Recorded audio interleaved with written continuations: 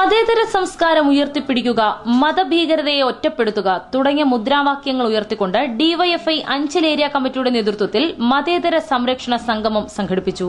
ഏറം ജംഗ്ഷനിൽ നടന്ന മതേതര സംരക്ഷണ സംഗമം ഡിവൈഎഫ്ഐ ജില്ലാ ജോയിന്റ് സെക്രട്ടറി ആർ രാജേഷ് ഉദ്ഘാടനം ചെയ്തു. ചില RSS അനുഭാവികളായുള്ള സ്വാമിമാർ കൊണ്ടുവന്ന് ചില പരിപാടികൾ സംഘടിപ്പിച്ചു.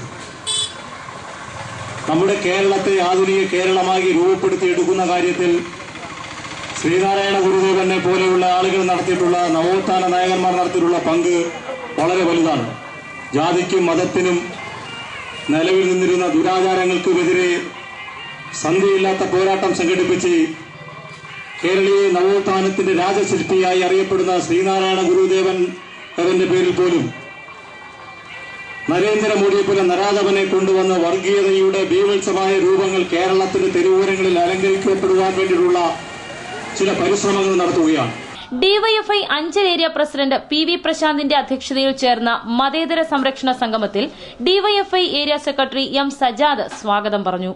സമ്മേളനത്തിൽ CPIM area committee secretary K Babu Panicker, area committee അംഗം S സൂരജ്, ഡിവൈഎഫ്ഐ ജില്ലാ കമ്മിറ്റി അംഗം Ranju Suresh, DYFI area committee അംഗം സീന തുടങ്ങിയവർ സംസാരിച്ചു. പരിപാടിയുടെ ഭാഗമായി സംഘടിപ്പിച്ച യുവജന റാലിക്ക് ഡിവൈഎഫ്ഐ നേതാക്കളായ T അഫ്സൽ, ഹാരിസ് തുടങ്ങിയവർ നേതൃത്വം നൽകി.